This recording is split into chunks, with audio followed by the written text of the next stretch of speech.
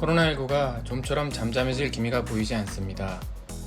우리나라도 확진자 수가 오르락내리락하고 있지만 미국은 상당히 심각한데요. 7월 1일 기준으로 확진자가 272만 명에 이르고 사망자가 14만 명을 넘었습니다. 이러한 상황에서도 줌 비디오 커뮤니케이션스, 넷플릭스, 아마존 등은 수혜를 입었습니다. 코로나19 사태로 수혜를 입은 기업이 또 있는데요. 바로 미국 원격 의료 시장 1위인 텔라닥입니다. 텔라닥은 2002년에 설립되어 2015년 원격 의료 업체로는 최초로 나스닥에 상장되었습니다.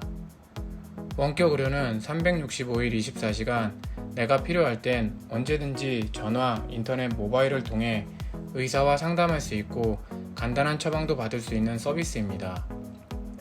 텔라닥은 코로나19 사태로 이용량이 급증하며 지난 1월에서 6월 사이 주가가 2배 이상 치솟았습니다.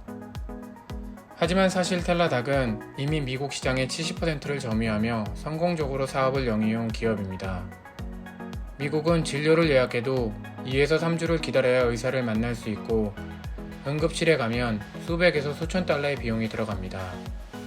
그래서 대기 시간이 10분 이내로 짧고 진료비도 몇십 달러에 불과한 원격 의료 서비스가 인기를 끌 수밖에 없습니다.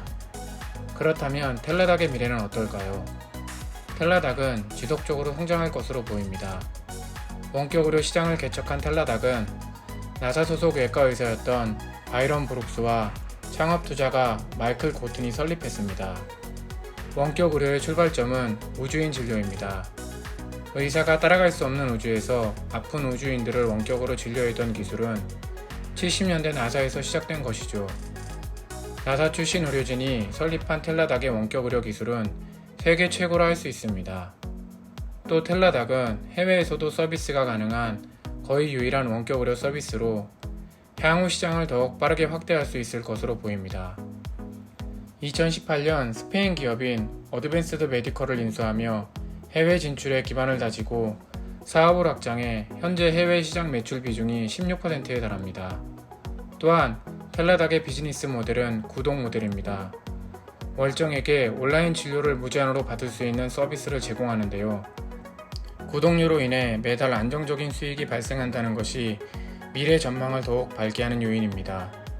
더욱 특징적인 것은 텔라닥이 개인보다는 기업 고객을 중심으로 구독 서비스를 제공하고 있다는 것입니다. 직원들 의료보험을 의무적으로 가입해야 하는 기업들은 의료비를 절감하고 싶어 합니다. 직원 한 명당 연간 의료비가 평균 $10,000 이상 들어가기 때문입니다.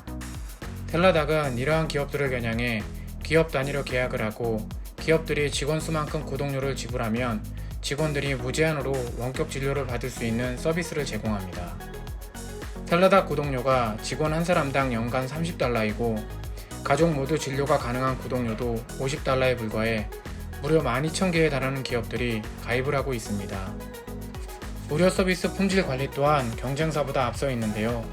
텔라닥에서 진료하는 의사들은 모두 전문의 면허와 해당 주의 진료 면허를 가지고 있고 인증기관인 NCQA 인증을 3년마다 받고 있습니다. 평균 진료 경력은 15년 정도라고 합니다. 텔라닥의 경쟁사 서비스를 이용한 사람들의 경우 미국에서 온라인 진료에 접속했는데 유럽, 남미, 동남아의 의사가 연결된 경우가 있다고 하는데요. 이 경우 언어도 잘 통하지 않고 의료 서비스에 대한 신뢰도도 떨어지게 됩니다. 세계 곳곳에서 원격 의료에 대한 규제도 풀리고 있고 코로나로 언택트 문화가 확산되면서 원격 의료 서비스 시장은 성장을 거듭할 것으로 보입니다. 의료 시장 중에서 가장 큰 미국 시장을 독점하다시피 하고 있는 텔라닥의 미래에 주목해봐도 좋을 것 같습니다.